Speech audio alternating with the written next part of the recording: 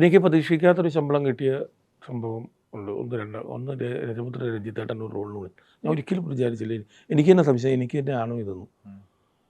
അതിൽ നന്ദുവിനുള്ള പൈസ അതെന്ന് പറഞ്ഞു. അത് ഒരു അഭിനയം ചെയ്ത്.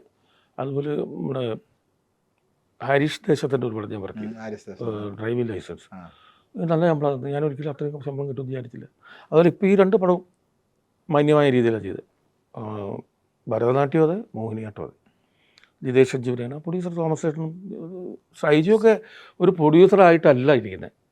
ഷൈജുവിനോട് നമ്മളെന്തെങ്കിലും അയ്യോ ഞാൻ ഈ പടത്തിൻ്റെ പ്രൊഡ്യൂസറാണല്ലേ അപ്പോഴാണ് ചിന്തിക്കുന്നത്.